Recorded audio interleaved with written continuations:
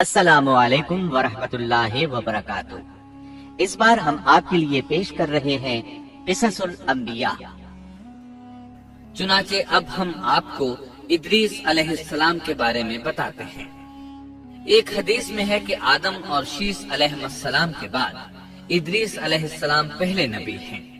ایک دوسری حدیث میں ہے کہ ادریس علیہ السلام پہلے نبی ہیں جنہوں نے قلم کے ذریعے لکھا اور لوگوں کو کتابت سکھائی۔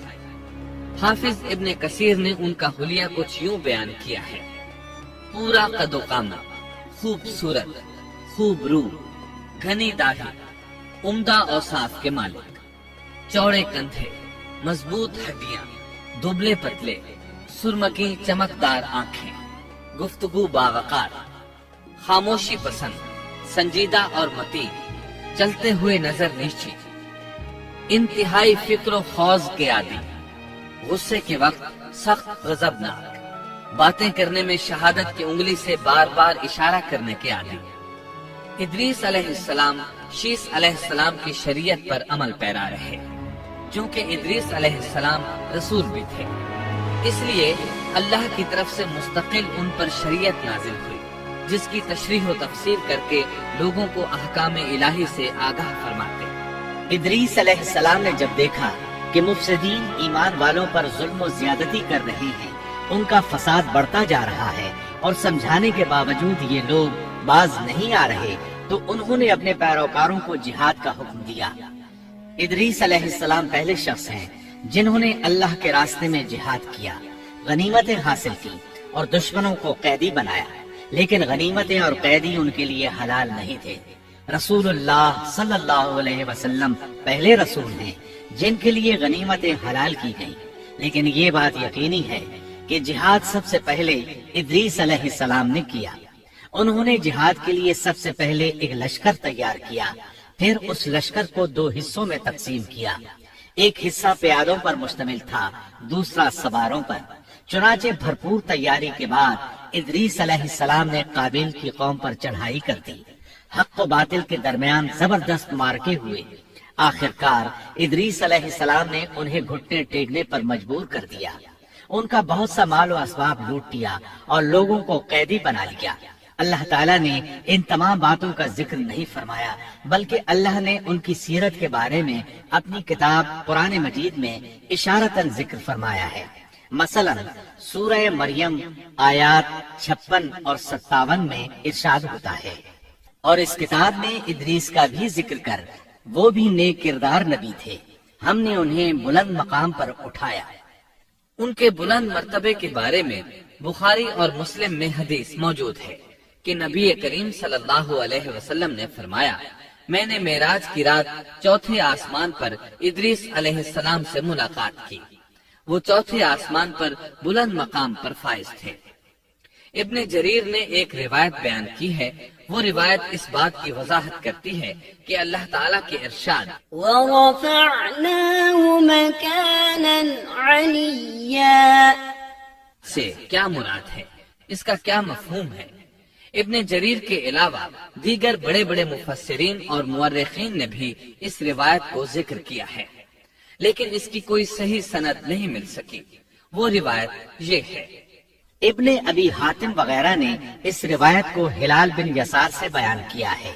وہ کہتے ہیں میری موجودگی میں ابن عباس رضی اللہ عنہما نے کعب رحمت اللہ علیہ سے پوچھا، کعب، ادریس علیہ السلام کے متعلق اللہ تعالیٰ کے اس قول وَرَفَعْنَاهُ مَكَانًا عَلِيًّا ہم نے انہیں بلند مقام پر اٹھا لیا کا کیا مطلب ہے؟